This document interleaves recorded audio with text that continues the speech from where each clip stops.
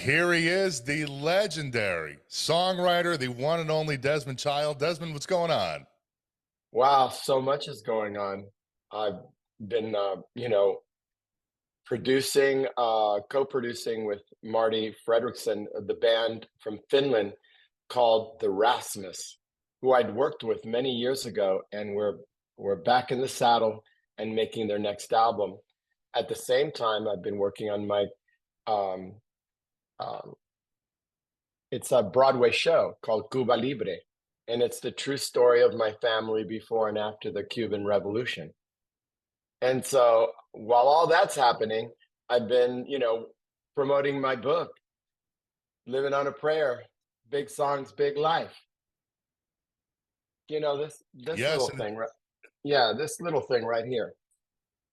yeah, I have a copy. Unfortunately, I bought it a while back, and I just with the holidays and stuff, I did not have time to finish it, which is a bummer because I didn't make it very far, but it was fascinating in your story of with your mom and all that kind of stuff. It's a crazy good read.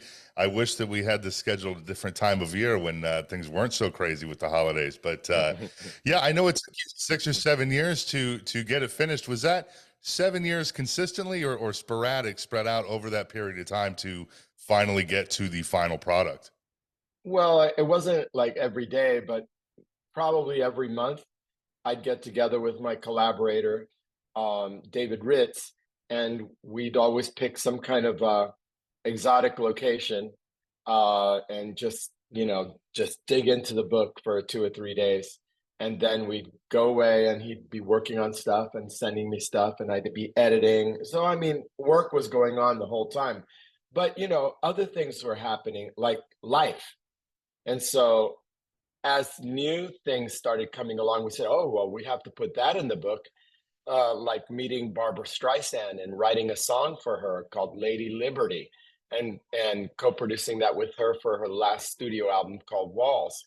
And so there's a whole chapter later in the book. I mean, it's really detailed and it's called Barbara Land. And so, it was a lifelong dream of mine to be able to work with the greatest singer of all time. So I was doing that, and then I got asked to perform at the Odeon of Herodotus Atticus in the Acropolis at the foot of the Parthenon. And I did a benefit show for the Acropolis Museum called Desmond Child Rocks the Parthenon. And it was dedicated, to the return of the Parthenon sculptures that have been kind of held hostage at the British Museum for the last 200 years. And so, it was very, very fulfilling. Alice Cooper came to sing, and so did Bonnie Tyler, the Rasmus, of course, Rita Wilson, Kip Winger, and a host of other fantastic performers. That we had a 18-piece all-female string orchestra, and then at the end we had a 60-voice choir join us all Oh, wow. around this circular stage, holding these golden, glowing orbs.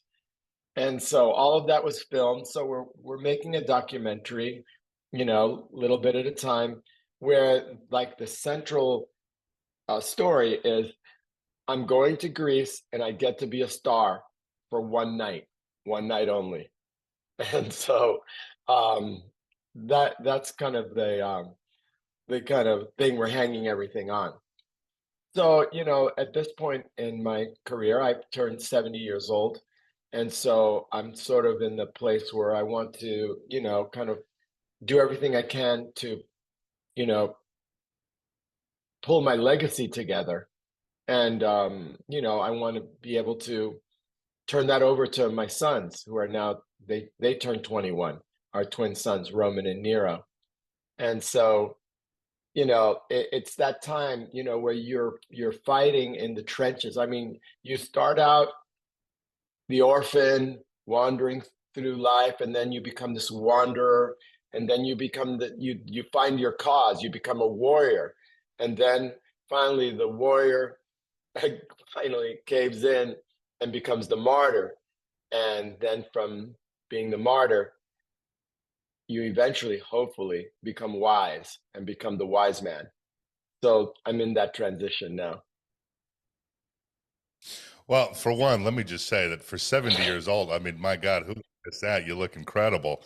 Uh, but you know, as far as your legacy, there's so many songs that you've written, and when I would tell people they're coming on, you know, they'd say he's a songwriter. They'd ask what songs, and I'm like, you know, it's really more like what songs didn't he write? But then you had an interesting way of putting it, where you said of the 4,000 songs I've written, 1,000, let's say, go onto records. Of those 80, 80 end up in top 40, maybe 20 in the top 20.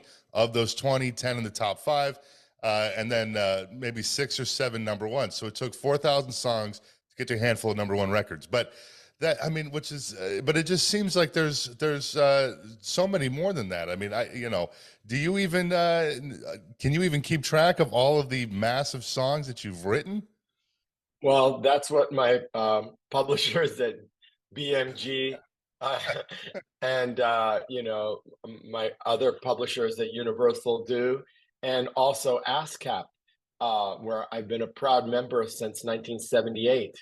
And they keep track of my performances and licensing, and it's like that's their job. It's my job to keep living life so I can write songs about it. Is it really only 6 or 7 number ones though? Is that really true? Well, there were number ones in other countries. Like I Was Made for Loving You was number one only in one country, even though it was like top three, top two all over the world. My Kiss song, which I co-wrote with Paul Stanley, and that was number one only in Australia. I just recently found out. So Oh it wow. kind of added like another number one to the list. Yeah, wow. Well, you know, speaking of Kiss, you were supposed to come on here a few weeks ago. We had to reschedule, but then a couple of days later, after it was supposed to happen, I see you on the Kiss pay-per-view, and I'm like, God damn, I got canceled on for Kiss, which I don't blame you.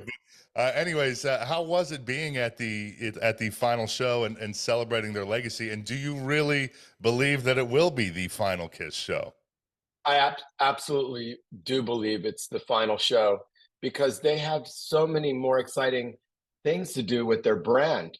I mean, I really believe in, these avatars and I went to see the ABBA Voyage show in London. I went twice and I was just blown away. I mean, these people look like they were right on stage. And then when the close-ups, that you would see on the screens on the side, you'd see, sweat on the, I mean, crooked little teeth and a little mole over here and a little, chicken pox scar over there and hair, kind of going everywhere. And it was so realistic. And then when you know more about ABBA, you realize, that even though their music sounded so happy, most of those lyrics were so sad. They're very melancholy. And that is also traditional to Swedish music, folkloric music, these happy little, tunes. And then they sing about, very, very sad things. And so, seeing these avatars come to life with these incredible light shows, where like the lights go all around you and the sound was so great. And I believe in that because more people around the world, eventually it'll become affordable to move these shows around, and more people will be able to see acts like Kiss and ABBA in all their glory, at the top of their youth and energy. And I think that's a great thing because then it's like Kiss forever. Well, the ABBA Voyage thing, is it just I mean, I've seen photos and stuff, but is it just like essentially being at an ABBA show? It's just these avatars Yes, like on screen yes, and like that's it. Just they're realistically performing their songs, and it's cool how they cross in front of each other. But the lighting show that goes with it is very impressive. And then they have a live 10-piece band that comes out, from under the stage off to the side, and they're playing So it's live music with these avatars, and you don't see the difference. It's like they're there and the band is there. And I just thought it was so exciting how they combined live elements with these other elements. And they built a special arena for it in London that seats 3,000 people, and it's packed every show. I think these investors, are going to make their money back. I mean, it costs. I heard it costs like $100 million to create the show, but now that they've perfected all of this technology, I'm sure that the other artists that follow suit will be able to be made more economically.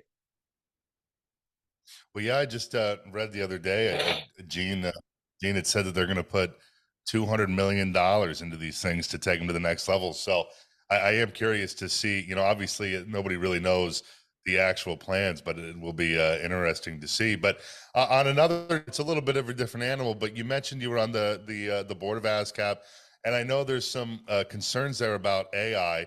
I think you've even went to some hearings about it, and you had a great way of explaining the concerns as 3 C's: consent, credit, and compensation.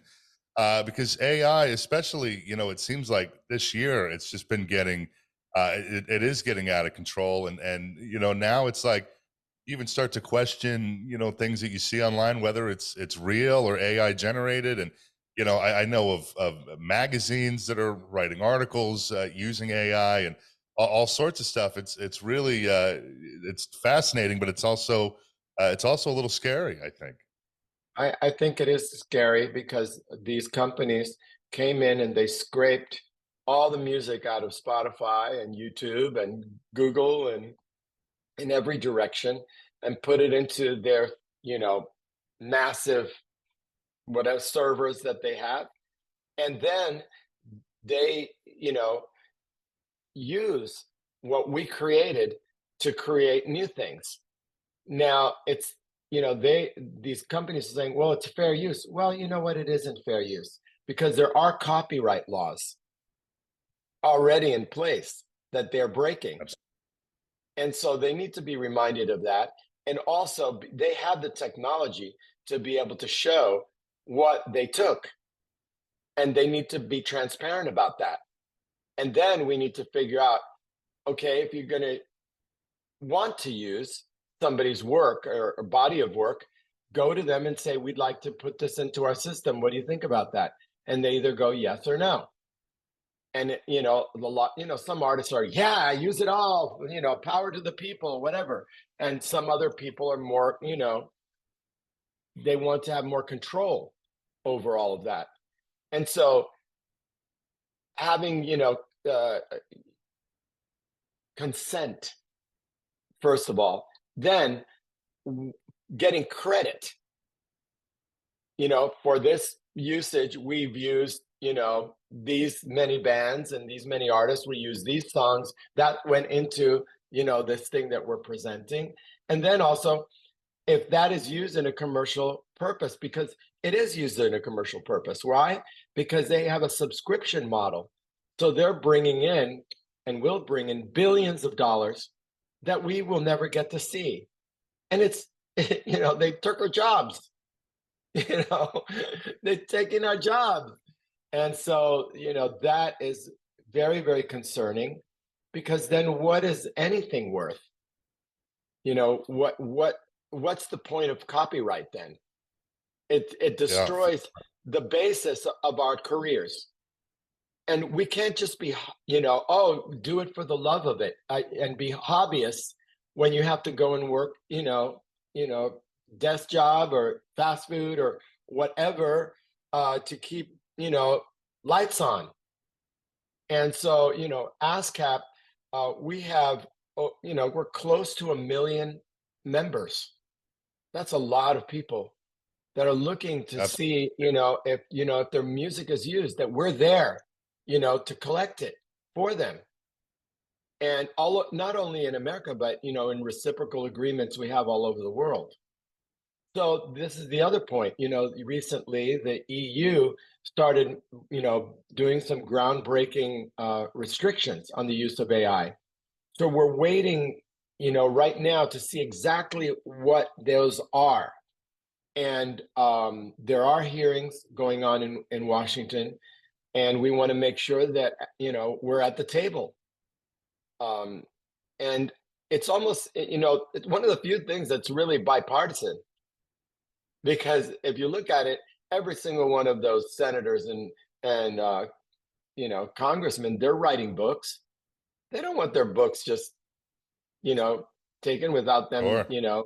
So on both parties, or all three parties, or however many parties there are, if you create something and you take the time to do it, and you take the time away from exercising or being with your family, taking care of yourself, to sacrifice to make something for the world, you should be compensated for it. And that's just the basic premise of capitalism. Willing buyer, willing seller. What we don't want is the government to, lay down a compulsory rate and say, okay, we figured it out. Those companies will just, give us, a kind of rental fee that then we'll spread out. But that doesn't give us consent. You know, that doesn't give us Yeah. credit. And so we can't go in that direction. So we want it to be like everything else. If you want to use a song in a movie, you have to go to the publishers and say, we're offering this. And then it's split 50-50 between the sound and the copyright, 50-50. So the publishers and the writers, they get the 50, and the artist and the record company get the other 50. And, in most cases, the artists are also the songwriters, so they get paid twice. And so, that's the way it's gone to, be able to license the usage of music for the last, 50 years or however long it's been, maybe longer. But now, this AI business has given, certain companies the idea that maybe before they even put out, a movie or even put the sound to it, they'll do a buyout. So they buy you out, and you're no longer even credited on the song. They said, well, Oh, look, wow. we'll give you $10,000 for your score for this little movie. And, okay, but you never get, because in the case of film and TV, the company that makes it has to own the publishing or control it, because you can't all of a sudden decide, I don't like how my song came out in that movie, take it out of the movie. And that is unworkable. But what we do get and count on is the writers and composers share of the performance. And that's what ASCAP collects. It's a very important part of, the money that comes in. And, if they're going to buy the songwriter out, a guy who can't wait, 2 years until that movie finally comes out to maybe get something, from the movie, so sometimes, younger starting out people might cave and then establish a business done that way. So, there are organizations like Your Music, Your Future that, you know, uh, it was started to make people aware. Look, you have a choice. You can do it. Nobody's stopping you. But remember that in the end, it will be bad not only for you, but for everybody else on that side of the business. So, I'm very, involved with, songwriters' rights. And, my mother was a songwriter, and she had songs on records. She never made a penny because, in Latin music where she was writing, you know, they didn't pay. And what was a poor lady like that who lived in the projects with her, 2 kids, single mom? where was she going to get a lawyer to fight that? You know, and so she basically wrote for the love of it because she couldn't live without writing songs. And she also loved the idea, well, maybe I'll get a hit someday, and maybe we can move to a mansion on Miami Beach. And well, it came to be because I bought 4 mansions and I gave her one. Jesus. Wow. Did she ever, when you started out, did she ever, since she was a writer too, did you guys ever like collaborate early We on did. and any Not only projects? Wow. more later on, because I was giving her songs to translate from English to Spanish, and we'd work together on Oh, those translations. Yeah. oh, Hmm. no kidding. Wow. Yeah. And And wasn't so the, she actually was on Bat Out of Hell 3. She wrote the oh, no, lyrics to an intro called Monstro. And then oh, wow. it went into a song that I had co-written with Holly Knight. And yeah. Isn't didn't they the Latin Songwriters Hall of Fame they use a picture of her or a sculpture of her or something as their symbol or something Yeah. like that? Yes, absolutely. Here's one. Oh, it's so heavy these days. Oh, this is a Oh sculpture of my wow. mother called La Musa. And the original one was done in 1954, right around when I was born. I was like 1 year old. There was a sculptress that obsessed about my mother, and her name was Lee Burnham. And so she made it, you know, it was about this size in clay.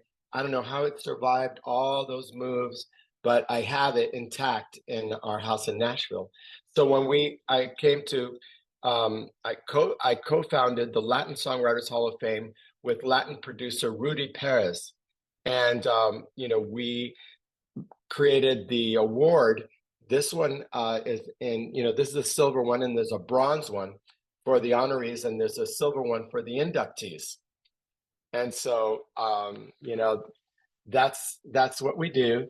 And right now, it looks like our next gala is going to be April 4th at the Hard Rock Hotel in Hollywood, Florida.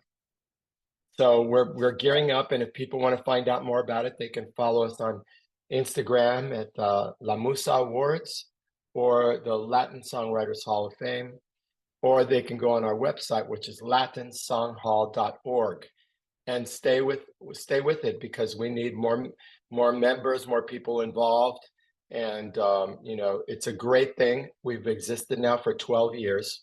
Last year we actually had you know, because we had to skip a couple of years because of COVID, but we had what we called our 10th anniversary last year, and Rudy and I were both inducted, and we finally, you know, earned our spot in the Hall of the Greats of Latin Music.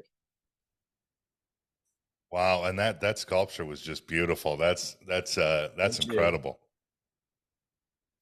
So Yeah. I want to cover your backstory just a little bit because obviously your first real big project was with Kiss when I think you met Paul Stanley when you had your own band, Desmond Child and the Rouge.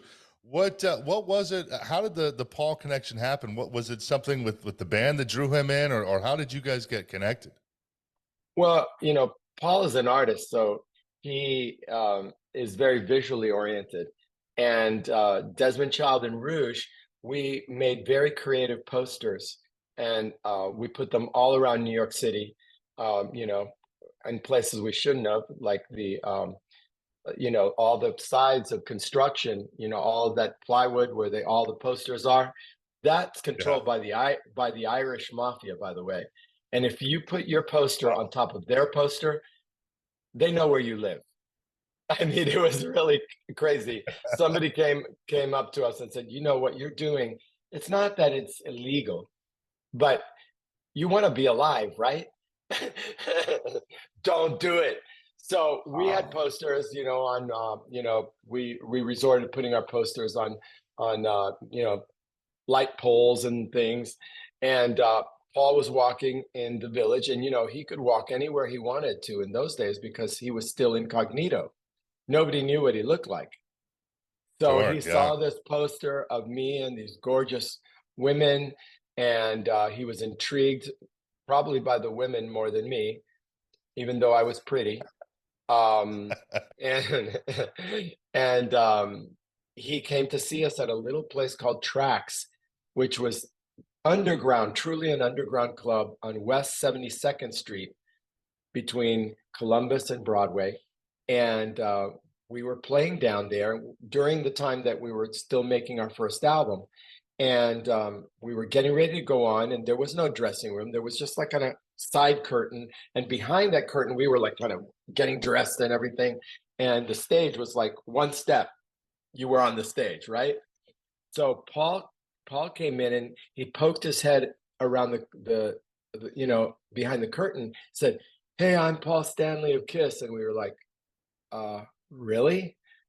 Like, we didn't know what he looked like. He could be a poser, and said, "Well, I just want Yeah. to let you know that George Harrison of the Beatles is sitting at the front table." And at that moment, I was like, "Oh my God, I just wanted to go take a nap." Got so nervous. When I get nervous, I get sleepy. I don't get like hyper, because like, oh, we're gonna go to sleep, like narcolepsy, right? And so I look behind the curtain. Yep, there he is, George Harrison of the Beatles. And we did the show, we killed it. And Paul came backstage and said, we should try writing a song together.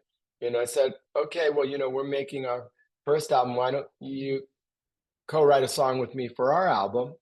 And then I'll write a song with you for your group. And he's like looking at me like, you don't know Gene, you know? So how did you find out that he really was the real Paul Stanley, though? No, I Or you, kind of I believed him, maybe it was the hairy okay. chest. I just, yeah, looks like the right hairy chest. Also he has a distinctive physique, really wide shoulders, you, like Michelangelo hands, and all this. And he's, striking man. And so, you know, we he co-wrote this song with me that I had already started with our guitarist David Landau, John Landau's brother, and the song was called "The Fight," and it's on Desmond Child and Rouge's first album. And then, which is available by the way on BMG, we reissued our two albums, and then he invited me to come to a lunch break at SIR where Kiss was rehearsing their next tour. And so I get there exactly at 1, and I'm walking in, and the other guys are kind of piling out, kind of like bumping into me in the hallway, kind of like brushing past me. And I get to the room, and it was just Paul all by himself. And there was a piano, a beautiful 9-foot Steinway piano like this one off to the side, and Wow. had a big canvas cover. And we pulled Kiss didn't have any usage for a piano on stage, but it was just, it's always there. So we pulled it back. I sat at the piano because, by the way, people, sometimes call me like one of the fathers of, 80s rock or something like that. I don't play one note of guitar, even though my mother was a guitarist. Can you believe that? And so we sat at the piano together and started writing. We had this idea of combining this kind of like majestic kind of sound, for the verses, and then this kind of more like this kind of driving Motown beat for the it wasn't disco, it was like a Motown. And we wrote "I Was Made for Loving You," and the idea was to put heavy metal guitars onto a dance beat. It had never been done before, and we changed the course of pop music, because after that song, then in rushed Prince and Michael Jackson Beat It, and all of these, Madonna, George Michael, everybody using guitars in pop music that had a lot of R&B basis. And so if you listen to "I Was Made for Loving You," it's like "I was made for loving you, baby. You were made for loving me." Standing in the shadow of love, waiting for the Uh, heartbeat to come, right? So it had that kind of anthemic, kind of cinematic feeling, and the verses were like Romeo and Juliet, like tonight I will give it all to you. It was like almost operatic. And then, sure. in the break, he sings those high falsetto notes. I mean, if you listen to that song, it has a lot. You get your money's worth with that song. That it's really become an international anthem. If you go to Athens, Greece, there's not a cab you get into that doesn't have that song playing. It's like unbelievable. People love that song. So that's why it was so strange that, Gene hated the song. I think he was kind of jealous he didn't write it with us, whatever. But he also felt it was very kind of off brand for what, his vision of Kiss was much, kind of like square music, like boom, stadium anthems that, were like more like marches. And this one had a groove. And that's why it took off all over the world, because people love groove, no matter what. I mean, 100%. later on, when I worked collaborating with John Bon Jovi and Richie Sambora, "You Give Love a Bad Name," the guitar line. Dun, dun, dun, dun, dun, dun, dun, dun, dun, dun, dun, dun, dun, dun, dun, dun. It's like almost like Billie Jean, right? Which is dun, dun, dun, dun, dun, dun, dun, dun, dun, dun, dun, dun. Or the Eurythmics. These dreams are made of these. Dun, dun, dun, dun, dun, dun, dun, dun. Yeah. And, Oh, so those were kind of like little kind of pop R&B influences that started, changing the sound of the 80s. And so, um, Gene always, professed that he hated the song. And so I he was in that movie Why Him with the rest of the band. Do you remember that with James Franco? actually, my And fiance had then just watched that. and then all of a sudden it's like they're like standing in somebody's living room and like in full makeup singing "I Was Made for Loving You," and like he's like got a smile on his face. I says, you know what? Maybe the check was big, and that's what he was smiling about. But I noticed one thing Oh, at this final show. At one point, towards the end of the show, uh, Paul flies over the audience. He's on this like special, thing. He flies over the audience to the remote stage. And that's where he sings "I Was Made for Loving You." And I realized Gene can't even be on the same stage when that song is sung. oh my God, that's hilarious. Well, Yeah. I also, even his age, I can't believe he. I mean, when I was watching that pay-per-view, I'm just like, my God, I can't believe he flies across the arena. He doesn't really appear to be like strapped into anything. I mean, he just holds on and goes. And I Well, mean, my, hey, it's a great show. I mean, I would never do it because I'm like scared of heights. So that's probably why I didn't become a rock star, because I was just not willing to fly over the audience. But That's how you met Bon you know, Jovi, right? It's through Paul, right? He introduced you. yes, Paul has been a mentor and a tremendous friend to me, and he gave my number to John Bon Jovi, and they came back from a tour of Europe where Bon Jovi was on the bill with a Kiss, and I went over there to write with you know these two long-haired dudes from New Jersey. I didn't know that they weren't writing with me for Bon Jovi. They were writing hoping that I, as a kind of pop writer, would help them get a cover with another popular artist, so that they could bring more money into the band. But when I got there, I had a title in my back pocket that I had written, just in case things got slow. And I pulled it out right away and it said, "You Give Love a Bad Name." That was my title. And John, like, he was like a little distracted, a little bit shy, you know, looked me right in the eyes and his face lit up, and he smiled. I never saw so many teeth. you know he's just like, and I Uh, said, oh my god, that guy's got it. He's a star.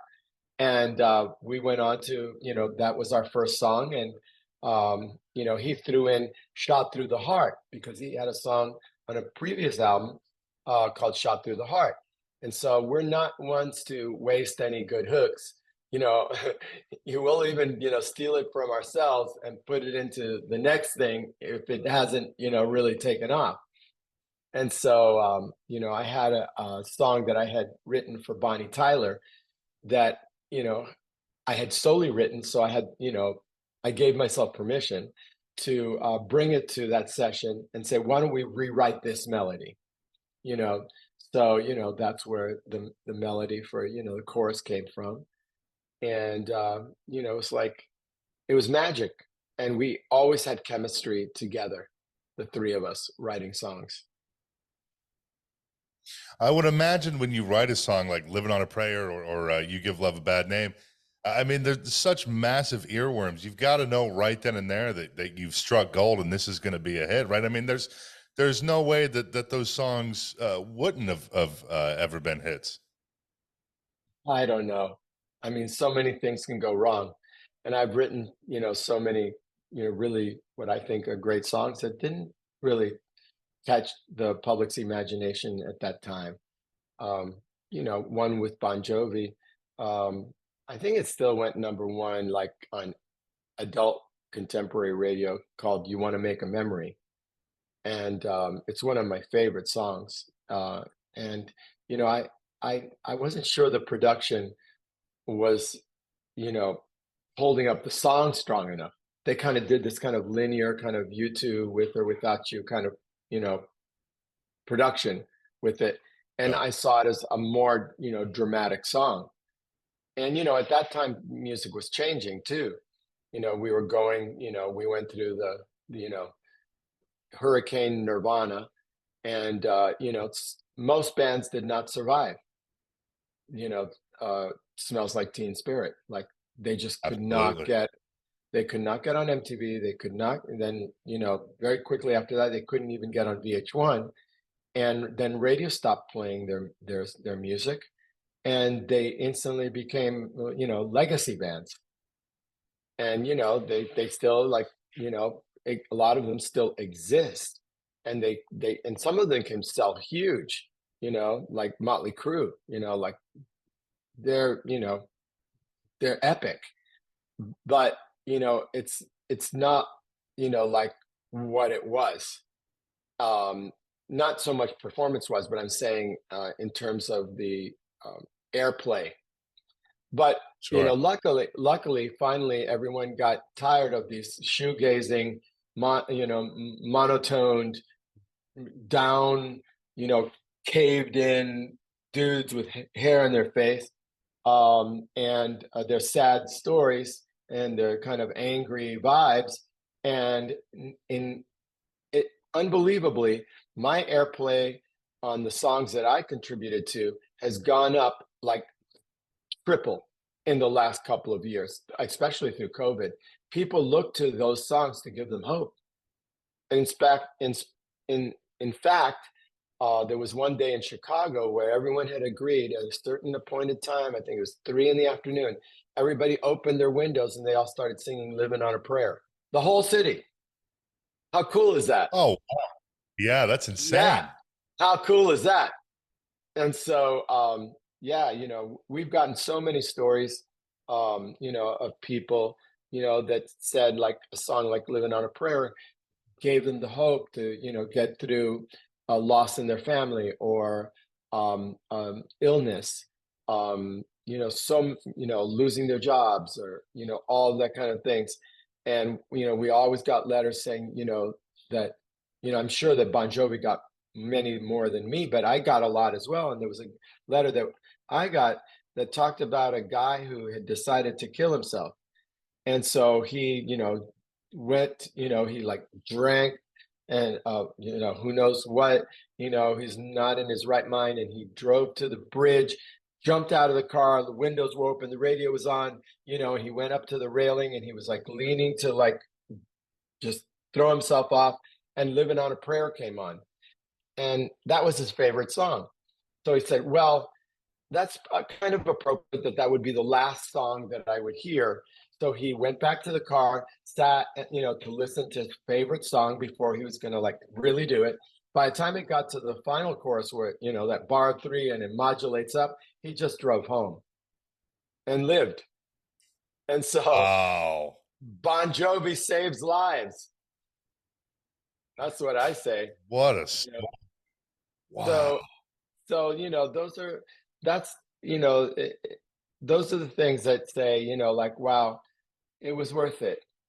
The sacrifice, to, you know, live like a studio rat in the studio all the time, not be able to partake in all the things everybody else was doing, and just keep nose to the grindstone, to be able to create a career out of music, because it's a privilege to be able to have a career based on something that you love doing, like you can't wait to wake up and do it. I mean, that's the most, whether that's, go out and, grow your garden or whatever it is, or teach your kids or whatever, to have something like music is always renewing itself. It's never boring. Absolutely. One of the biggest songs in your career, or at least in my opinion, probably one of the songs you're best known for. And we don't need to beat a dead horse. I think by now everybody knows the backstory of "Dude Looks Like a Lady" and that it's based on Vince Neil, or loosely based on Vince Neil, whatever. But obviously, in recent years, and you can tell that story if you want, but there's been a quite a bit of controversy lately, in the wake of all the trans community and all that kind of stuff.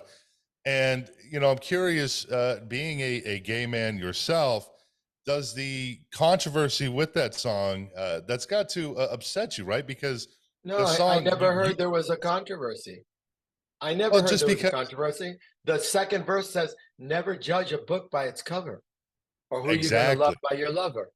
That's exactly what we as in the LGBT community want. It's like, don't judge us by, what we look like or who we sleep with. You know, we're lovable too. And I think that the song, has a lot of joy, and a celebration. And think about how long ago we wrote that song, 1987. And Very time. that song in particular, I'm very proud of, because I had to drag them into that storyline, because, Joe was saying, well, we don't want to insult the gay community. I said, I'm gay, not insulted. Let's do this. And so that's the thing, you know, uh, there are people that, are kind of like, don't even want to be pegged as male or female. They're like non-binary or this or that.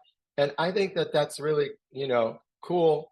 And in a way, I mean, I think it's kind of sexy, that somebody's just like defining their own boundaries of, or not even boundaries, just like the shape of who they feel they are, and not just be like conforming to, some kind of leave it to beaver idea of what a family should look like, and what a mother should look like, and what she should be doing, and what the father should be doing, and what he should say, and how the kids act. And I mean, all of that. I mean, we left that behind after, Woodstock, and life just changed, never was the same. People just, with flowers in their hair, naked, dancing in the mud holes, and be being free to express themselves. Yeah, there are some people who want to go back to this kind of fictitious TV, family life that never really existed, where the spinster aunt, no, she wasn't gay. you know Yes, she played golf. Yes, she was a bit mannish. Well, she did have a little bit of a mustache. Whatever. She wasn't gay. Well, with that song, you later worked with Vince Neil on a song actually with Rick Beato, I believe, which I want to talk about. But was there ever any discussion with Vince on that? Does he even know that song is loosely based on him? When I worked with him, I told him the story, and he was like kind of like perplexed, you know, because what happened was that you know at that time, Steven and they were taking a break or something, and they decided to go to this bar on the shore, up south of Boston, and they went in there, was like empty, so they were like in the booth, like in one corner, and then there was a long bar, with leather stools, and almost at the very end was this vision of loveliness, this mullet, platinum mullet, and the ivory skin, the black painted nails, the jewelry, the curvy figure, and they were all like drawing straws, like who's going to go over there and like hit on her, right? Suddenly she turns around and it's Vince Neil of Motley Crue by himself. And so that's when Steven said, "Ooh, that dude looks like a lady. Dude looks like a lady. Dude looks like a lady." So, the day that I went to meet them, they had already moved on from Dude Looks Like a Lady to Cruising for the Ladies, because they thought Yeah. that was more manly, right? And I told them that's bad. That I don't think Van Halen would put that on the B side of their worst record. And Yeah. I was trying to be funny, and I didn't get a laugh. But I said, they told me the story, of how they, said, well, it was Dude Looks Like a Lady. I said, what? Dude Looks Like a Lady. And then Joe said, well, I don't want to insult the gay community. It's like, I'm gay, not insulted. Let's do this. And it was the song that brought their career back to life. Because And when you Vince didn't. see, well, he didn't know nothing about Vince, it till many years later. What? yeah. But when he finally realized, when you told him the story, I mean, was he angry, or he was just saying, "Oh, whatever, fuck it"? Oh my God, I don't think, come on, it's Motley Crue. I don't think there's, anything that could ever happen that could, shock them, right? Hello. Very, very true. How did that whole project? That I think it was the song "Promise Me," which I don't think it's officially available anywhere. But that was you and Rick Beato worked on that with him, correct? Rick and I wrote it for him, yeah. And for this special show called Remaking Vince Neil. And so they took him, put him on it was like a 3-month project. They put him on a strict diet, exercise. Then he even got a facelift for it. And that was all part of the show. That was when reality shows, like, wow, you had to, uh, you know, have your like open heart surgery on TV. It's like there was no limit to, the freak show that reality TV. I mean, look at what came out of it, right? Or And it's the Jerry Springer generation, or revolution, let's call it that. What's yeah, happened to America? What's happened to America? Um, so it was one of those things where it was kind of a hiatus from Motley, and then I think the Hurricane Katrina happened after that, and then Vince came and worked with me, and I produced a version for a charity record of Home Sweet Home with Chester from Lincoln Park. I have heard that, and it's incredible. So I produced that, and I think there's a video on YouTube of us like working on it. It's so cool, and there's Chester, and like he was so magical, and it was really, really great. And so I mean, I had another cute story about Vince Neil is that we had to move from this larger house to a smaller house, and we were in Calabasas, where you can have like this mega mansion, but nobody it was too hard to drive in and out of, you know, Hollywood and all that. So we moved to Santa Monica to a smaller house, but we had 3 dogs. And one of them was a kind of incontinent, very old Cocker Spaniel. And Vince's wife was a Cocker Spaniel rescue person. Like you know, she would take them in and take care of them till they passed on.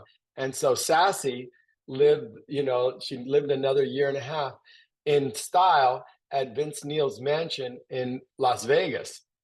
And they showed me pictures of her little, you know, basket. It was like leopard print, you know, and with her name, Sassy. And you know, we had to, you know, we had our sons were toddlers. They were like 2.5, and we just couldn't have them running in the same yard as the dogs. You know, there was such Sure. little room, so we had to give away our dogs, you know, for the sake of our sons. So that was kind of cute that they adopted Sassy. Yeah, wow. Do you talk to Vince Neil anymore or no? No, not really. We haven't talked, but you know, that Promise Me is a fantastic song. It really is. It's there's a thing I saw Promise online. me. I'm It's supposed great. to, There's video. yeah. And Go- you know, me being kind of hard on him, you know, Yeah, and yeah, he exactly. was very getting, you know, very frustrating, you know, like he would sing like, okay, the note's supposed to go up and he would sing it down. And he said, and then he did it and he says, did I do it? I said, no, you know, no. And they did a very cute sequence on that. So that's a cute thing to watch. It is. Another notable 80s rock figure you worked with was Sebastian Bach in the 2000s. And you tell this great story of you were doing press to promote your Discipline record. So this is what, like 91 or so. You go into a radio station. He's in there before you, and he's in there just dogging Bon Jovi, which played a major role in getting Skid Row off the ground, and obviously a major role in your career as well. So you Well, were, and this I was mean, years before it's you. just, you know, like I think it was um Snake, the guitarist, who went to school with John, you know, and so John Yeah, had like, you know, really wanted Snake to be successful. And so they put up the money for their equipment and all this. And John actually, you know, helped to edit and, you know, who knows how much he rewrote of their record, but didn't take any credit, nothing. And put them as the opening act on their tour, you know, at the height of their career. And then this kid, you know, who's such a brat, you know, starts slagging Bon Jovi. I was on my way to the radio station to promote my album Discipline. It's 1991 already. And already I yeah, was pissed at him for wearing that T-shirt that said AIDS kills fags, you know, which yeah. then later, you know, he apologized for, but, you know, still, he was always trying to be, you know, controversial. And so, you know, I'm like, you know, told the guy that was driving me to the radio station, come on, go through the light. I got to get there because I wanted to burst into that, you know, control room and give him, you know, shit. Tell him you know, you like spoiled, ungrateful little bitch, you know, to say one negative thing about Bon Jovi when he put you on the map, you know, it's like, I was just so angry. And then, but when I did get on the air, I did like go crazy about what he had just done. Cause I was listening to the station on the way in. It's like, what's he saying? Yeah. What is that? But many years later, he actually came to Nashville to write a song with me, kind of like All Was Forgiven. And so Yeah. he told me some wild stories about his times on Broadway in oh my God, what was that Broadway Jesus show he was Christ. in? What Is it was it? Jesus Christ Super? No, Jesus Christ no, Super? no. It was like the two characters, you know, like Oh, Jekyll and Hyde? Jekyll and Jekyll and Hyde. Yeah, Hyde? yeah. And you know, he told me some pretty amazing stories that I cannot reveal, you know, but I think he was like letting me know that he wasn't quite as homophobic as he seemed. Okay. Wow. So you had did you have a conversation with him about that T-shirt that he wore back in the day, or No, no, no? I gave him some slack, I have like a 10-year forgiveness policy. You know, if somebody like, does me wrong, I give them 10 years on the outs. And then when, I'm looking at, okay, 10 years is up, then it's like, okay, all is forgiven. But it's 10 years. 10 years in like Desmond jail, out. You're not in my life, you're out. Well, what are your, to that point, what are your thoughts on cancel culture these days? I think it's getting crazy. Well, I mean, like in casting, one should be able to um, play many different kinds of characters in many different cultures. I can understand like the racial thing more than I can like having a show and it's all about Italians and only Italian people can be in the show or even in the crew. I mean, it's getting that crazy, Yeah. where you have to prove your, national, lineage and descendancy. It's almost like awful. It's like proving you're not a Jew. Like having to prove that you are purely of one kind of person. And that's not what acting is about. Acting is the exploration of being able to empathize and get into the skin of somebody who's not like you. And I think that in that case, the cancel culture is bad. And of course, censorship and burning books and all that. I mean, we're back to the Nazi era here, you know, with this idea Well, of, controlling what everybody thinks, rewriting history. I saw something on TV last night where they were showing this new programming for children, and they were showing something that said white people were the ones that liberated the black people. And so they were showing like Union soldiers, 300,000 Union white, all white, never showed any other kind of person. Native Americans fought, black people fought, Asian people fought, to, keep the Union together. And there was no sign of any other kind of race in this new programming that they're doing. It's that's cancel culture right there, and well, in a way, it's a kind of it's like the it's like going back to like 1950s kind of propaganda of what history was. Didn't yeah, and George like Washington never told a lie or whatever? right, sure. Well, it's like it's got an opposite effect of, especially like with casting and stuff, where, they say that, everybody's racist, everybody's this or that. And so they make it such a point to, we're only going to cast these types of people or blah, blah, blah. But then in turn, I think it brings more awareness in the wrong way to the types of issues. You know what I mean? I guess I feel like, especially, with casting, you give the job to whoever fits the role the best. Who cares Exactly. about their lineage? Yeah. Can you imagine Scarface not being Al Pacino, who came of he was of Italian descent? Oh no. Exactly.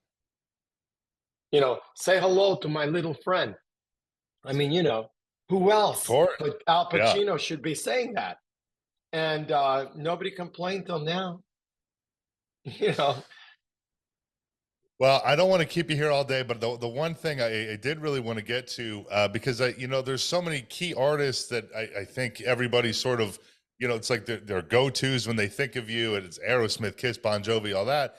But in my opinion, one of your most underrated, maybe even overlooked projects is your work on the Detonator album with Rat, which is their last record and their heyday. Things fell apart shortly after that, and it just had to be crazy being around those guys at that time, especially the late Robin Crosby, rest in peace, because obviously a very long history with substance abuse issues and all that. But I mean, what a phenomenal record, and It's something that people don't seem to talk about enough when they talk Well, about your work. this is when, the kind of rock that, I was working on fell off the cliff, with Yeah, Nirvana. And, they would sign literally, that's why they call them garage bands. Like A&R guys were like combing the streets of Seattle. If they heard a band playing, they would just knock on the door, say, and there'd be like 12-year-olds there, 13-year-olds like practicing guitar. They signed them. They could play three chords. And so that kind of music, by the way, art students that could play three chords became stars. They weren't shredders. They didn't practice guitar. And so the usage of lead guitar solos, which were, done by virtuosos like Richie Sambora and, Joe Perry, Steve Vai and Eddie Van Halen, that fell out of favor. And so it was sure. just like people that could just play riffs, like because that's all they could play. And they made the most of all of that. Like I said, the shoegazing and hair in their face, and it's like Yeah, it was like even like physical structure. The era that I was used to, like with Kiss and Bon Jovi, these were like superheroes with their chests out, hairy chests out, and they would stand, like proud with their hands on their hips, look out at the crowd. This other group that came in, their chests were like caved in, and they wouldn't even, their shoulders were all humped forward. Their pants weren't tight. You never saw any bulges going on there. There was like flannel hangy shirts and t-shirts. Everything was like all baggy, as opposed to those tight clothes with those, you know, uh, you know, form-fitting leggings. And it was almost like everything had to be the opposite. And I think that, I mean, a lot of great bands came out of that anyway. That whole, early 90s, I just loved so much of that, kind of all of it, Slipknot, like all those kind of things, like came out, Metallica, all those things came out into this new kind of very cynical era. In their lyrics, they weren't about hope, they were about death. And many of them didn't survive, many of them like killed themselves. It's like so sad, because yeah, their music was leading them down. When you sing stuff and it's always down, it makes you down, and you start living your music, in a terrible way. If it's got to be a balance, of light and dark to make art, I think. But I think that there are a lot of fantastic new artists that I would love to work with. I mean, I love my you know gay heroes, Sam Smith and Troye Sivan. I mean, I would love to work with them. I would have loved to work with George Michael, who I met in a shower at the this Korean health spa.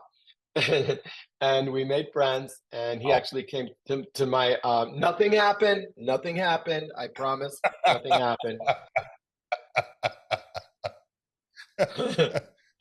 That's I never saw Harry or butt, but that's, he was very Greek. He had hair everywhere.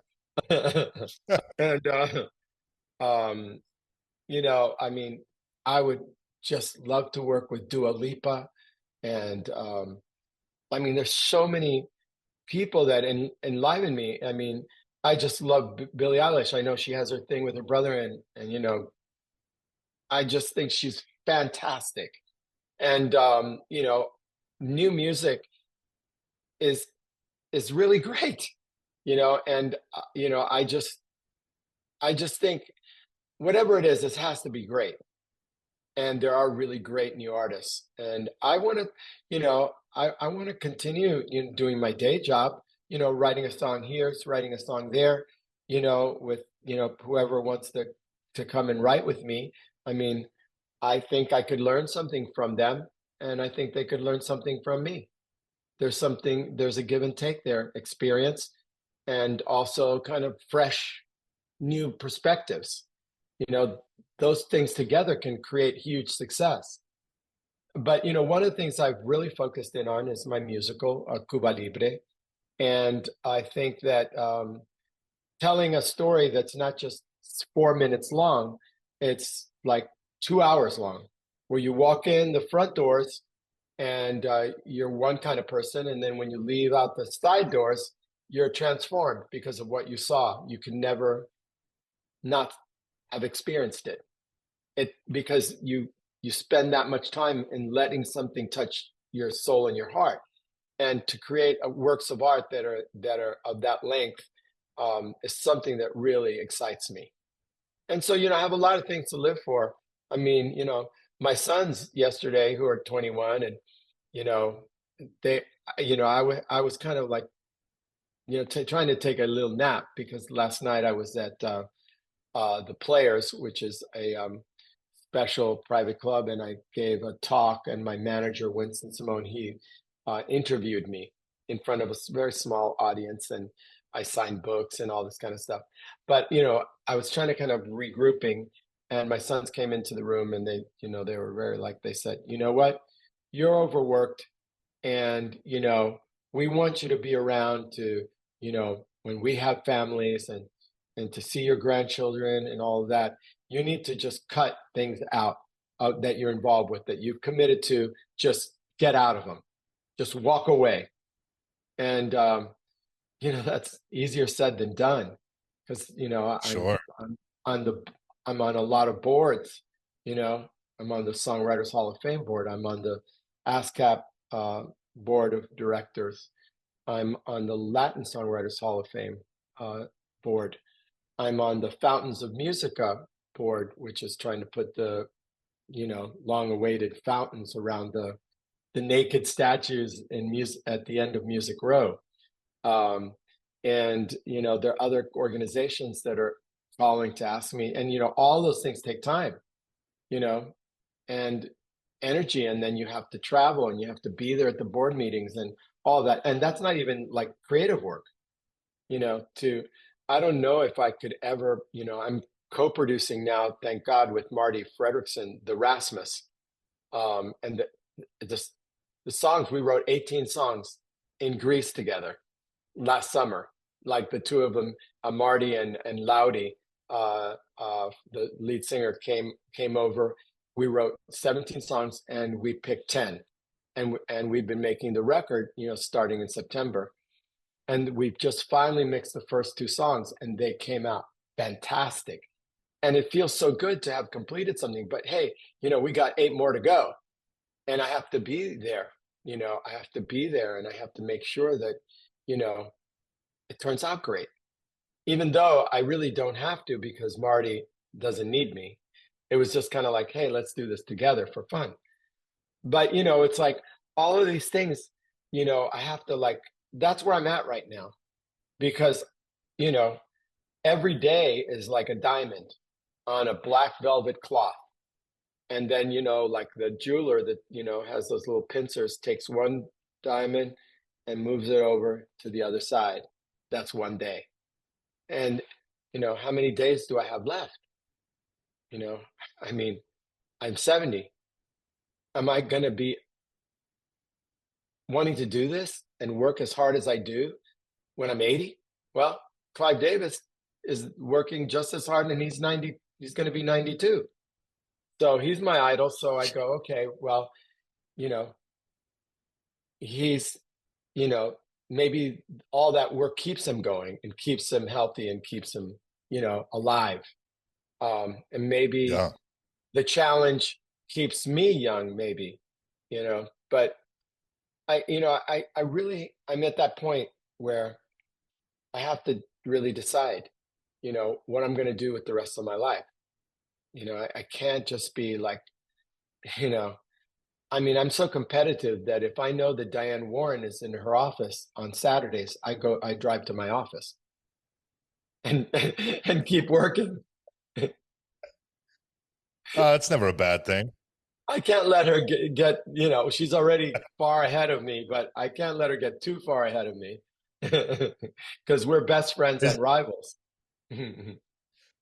before we wrap this up, is there or how far along in the process is this the Broadway show? Is that something that will come out in 24, or are we still a little ways off from No, that? no, we're a ways off. We're hoping next fall we could do a workshop, you know, for 2 or 3 weeks. Yeah. Here it is, Oh wow, look at that. right? And it's the true Is story. that That's is that your my mom? mother. No, those are the real pictures of my mother's two younger sisters, Beba and Miriam. And that's Beba, and she was the climber, and she became the dictator Batista's mistress, and she was just in her I early did. 20s. I And briefly read then about that in the other one, Miriam, she was a dreamer. She married a revolutionary, and then it didn't work out, and then she drifted into the arms of Fidel Castro himself. So it's two sisters, two dictators, one island. You do the math. That's the elevator and, pitch. and And will so, you be will there be an actor portraying you at all in this, or do you not appear in this yes, at all? yes, yes, the old grandfather. Wow. Well, Papa. that's well, that'll be incredible. And what about this documentary? How far away are we from that? Well, we're doing what is called banking interviews. So, you know, we've, you know, interviewed Paul Stanley, who actually wrote the foreword to my Yeah. book. And he also was kind enough to read the forward for my audiobook that, you know, it's taking like for fucking forever to finish. But hopefully I'll have that out in the spring. And you know, we interviewed Richie Sambora and Diane Warren and close collaborators, Antonina Armato and Tim James of Rock Mafia. And we, you know, we have really great songs we've done together, like Beautiful Now with Zed and songs with Selena Gomez. And, you know, I just love working with younger people like that. And they got it, you know, they produce the records. I just come and write and it's great. And then I walk away and then they do the dirty work. And so, you know, I have, you know, all of that going on. And you know, it's a very full life, you know. And you know, my husband and I, we love going to Greece in the summer with our kids. And now this summer, as last summer, our kids are going to have to work because you know, last summer they were interns in law offices, and now this year, you know, they'll probably be paralegals. And while they study for law Wow. school, that's what they've determined they're going to become lawyers. And so, you know, that'll be great. You know, our law bills will go down, or either they'll like really defend us or sue us. We're not sure what they're going to do. Hey, also too, one last thing. Didn't you recently, or maybe you still are working with JoJo Siwa, right? Well, one of the songs that I'm not allowed to say the title, I'm not even allowed to say nothing, but I'm telling you anyway. Um, Rock Mafia is working with JoJo, and one of the songs that we co-wrote together, she did it. And so you Oh, know, wow. I'm waiting to hear how it comes out. And you know, so it's fun, you know, you know, a couple of years ago, I had a song with Ava Max called Kings and Queens that made it really big, especially all over the world. So I saw a whole wave of, you know, performance royalties like coming my way from Ava Max. So, you know, I have Zed and Ava Max, and before that, I Katy Perry. And, you know, I'm in the 21st century. You know, I didn't just Sure. stay back in the 80s and 90s and 70s. Well, Yeah. yes, 70s, 80s, 90s, 2000, 2010, 2020. Yeah, it's been 6 decades of rock and Yeah, roll. that's what a career. So many more things we just didn't have time for. Hopefully, would love to have you on again and talk even more. So thank you so much for coming on and anything you want to plug as we wrap this up. The new book's available Yes, yes, now. yes. My book, Yes, my book, Livin On A Prayer, Big Songs, Big Life. Go on to my Instagram, Desmond.child, and follow my crazy life. The last post was me and Stevie Van Zandt. We went to a Christmas brunch of businessmen and friends. It was so much fun. Sam Hollander was there, who produces and co-writes with Panic at the Disco, and the legendary Ron Delsner, one of the greatest concert promoters of all time. He was there, and my manager, Winston Simone, he hosted it, and it was at Mark's off Madison, and Mark's is a legendary, chef, and it was just so great. And so if you go on Desmond.child and you go in my bios and all that, there are links to be able to buy the book, and also brand new, these friends of mine, because they're a fantastic family, the Leuzzi family. They're Italian, and they've had this kind of private branding cosmetic company ever since the early 1950s. The grandfather started it back in the day. And so they said, we want to make you your own like cosmetic line. I said, okay. So we worked on it like for a long time, and I chose everything about it. And it's all natural, and it's called Vita Loca Skin Life. And if you go to vitalocaskinlife.com, you can actually order the cream or the oil or both. And it's really reasonable. I mean, it's like if you try to buy like Brad Pitt's cream, it's like $400. Like we're like $50. And the only thing is that if you use his cream, and you use it consistently, you end up looking like him. I can't promise that. I don't have that secret ingredient in my cream. But I love it because I always snuck into my mom's bedroom, and she had all these little bottles of lotions and potions and creams, and I'd like put them on and smell them and all this. And I love scents and all of that. So it's like a little fantasy, like fun thing. And we sort of soft launched it. And, I think it's kind of cute, to try to do something like that. But our slogan is skin has no gender, and it's he, she, they, them, us, every pronoun I could think of. And I think that, men and women can use it, and it has like this natural retinol that kind of gives a glow, so I use it. Look at me. Hey, I'm 70. Hey, exactly. Who would guess that you're 70 years old? 70 is the new 70.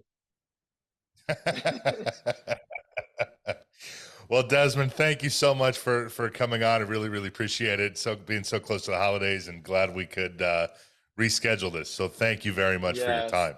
Thank you so much. And, reach out to me again.